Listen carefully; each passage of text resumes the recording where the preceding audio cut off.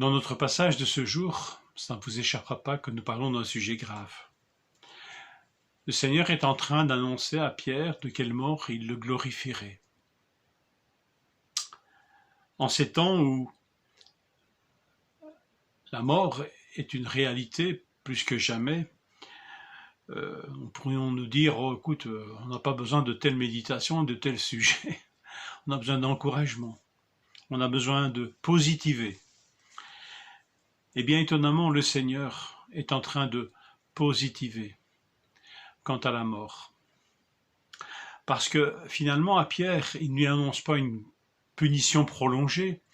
Pierre, tu vas souffrir, tu vas connaître une mort violente, comme ça, tu continueras d'expier encore un petit peu tes fautes. Elles ont été pardonnées, ces fautes. Pierre est pleinement rétabli par Jésus. Mais ce qu'il est en train de lui dire, c'est Pierre, ce qui t'a fait tant souffrir ces jours derniers, ce qui t'a fait souffrir, c'était de m'avoir trahi, de m'avoir renié, de m'avoir laissé, alors que tu avais dit que tu ne le ferais pas. Eh bien, Pierre, après ton rétablissement, sache que tu iras jusqu'au bout. Sache que même la mort ne te fera pas dévier, et que c'est jusqu'à la mort que tu manifesteras ton amour pour moi. Le Seigneur est en train de lui promettre une mort qui le glorifiera. Non pas que Dieu aime la mort de ses enfants, mais la mort de Pierre glorifiera Dieu. Par sa fidélité, son attachement, son amour à son Sauveur.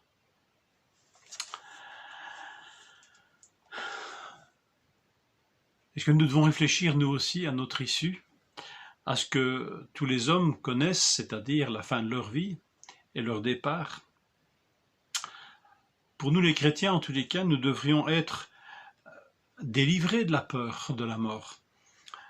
Ainsi, par sa mort, Jésus a pu rendre impuissant celui qui exerçait le pouvoir de la mort, c'est-à-dire le diable, et libérer tous ceux que la peur de la mort retenait toute leur vie dans l'esclavage. Je lis ceci dans l'Épître aux Hébreux, chapitre 2, verset 15. Remarquez qu'à l'annonce de cette mort annoncée, Pierre ne s'effondre pas en pleurs, en sanglots, réclamant à Dieu encore un délai ou une autre issue. Je pense qu'il l'a prise pour ce que c'est vraiment, un encouragement de la part de son Seigneur. Pierre, oui, tu resteras fidèle jusqu'au bout, et ta mort me glorifiera. Tu partiras de cette terre en me glorifiant. J'aimerais vous lire une expérience plus récente faite par un chrétien qui a écrit un livre qui s'appelle Prière. Et il parle ici de l'expérience vécue par une vieille dame, une humble chrétienne, plus proche de nous dans l'histoire des hommes.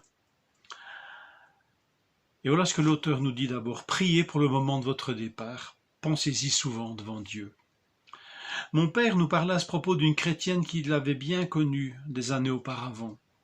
Cette femme était célibataire et n'avait pas de proches parents. Devenue âgée et songeant à sa vieillesse solitaire, elle se rendit un jour chez un riche fermier du voisinage et lui fit la proposition suivante. « Je possède autant d'argent, lui dit-elle, ils sont à vous si vous m'accordez une place sous votre toit et prenez soin de moi jusqu'à ma mort. » « Non, répondit le fermier, l'affaire que vous me proposez pourrait devenir trop onéreuse. Vous pourriez tomber malade, rester longtemps alité, ce qui nous compliquerait fort l'existence. » « Je ne tomberai pas malade. »« Qu'en savez-vous ? Personne ne peut le dire. » Elle le regarda droit dans les yeux et lui dit avec une tranquille assurance, « Moi je le sais, je l'ai demandé au Seigneur. » Le fermier ne se laissa pas convaincre. Et la femme alla frapper à une autre porte. Elle fit la même proposition à un autre fermier, chrétien lui aussi, qui tomba tout de suite d'accord et lui ouvrit sa porte. Elle vécut encore bien des années, jouissant d'une excellente santé physique et spirituelle. Elle fut en grande bénédiction à son entourage, prenant joyeusement sa part du travail domestique et filant avec application tout comme les autres femmes de la famille. Un matin, elle ne parut pas au déjeuner. On la trouva morte, étendue sur sa couche, ses traits ne portant aucune trace de souffrance ni d'angoisse. Le Seigneur l'avait doucement reprise à lui pendant son sommeil. Sa prière avait été exaucée. Le soir précédent, elle était parfaitement bien, joyeuse comme d'habitude. Pour quelle raison avait-elle demandé au Seigneur de lui épargner la maladie? Était-ce par crainte de la souffrance? Non. Elle redoutait seulement d'être une charge pour ceux qui l'accueillaient sous leur toit. Ce petit incident, nous dit l'auteur, m'a souvent été en bénédiction. Il m'a appris à penser moi aussi à mes derniers moments. Et je demande à Dieu que je meure non seulement de la mort d'un croyant sauvé par le sang de Christ, mais surtout d'une mort qui le glorifie. N'oublions pas qu'après cette parole prononcée par Jésus, un appel retentit aussitôt « Suis-moi ». Sa mort, en l'occurrence, n'était pas pour demain, et il y allait encore avoir de l'espace pour le suivre. Qu'il en soit ainsi pour nous, mes frères, mes sœurs. Suivons-le dans cette journée. Mais n'oublions pas, avec sagesse, à penser à ce moment où nous partirons à notre tour, le moment où nous n'en savons rien, mais que nous puissions quitter cette terre en l'ayant suivi et en le glorifiant au moment de notre départ. Que le Seigneur vous bénisse et vous encourage dans cette journée.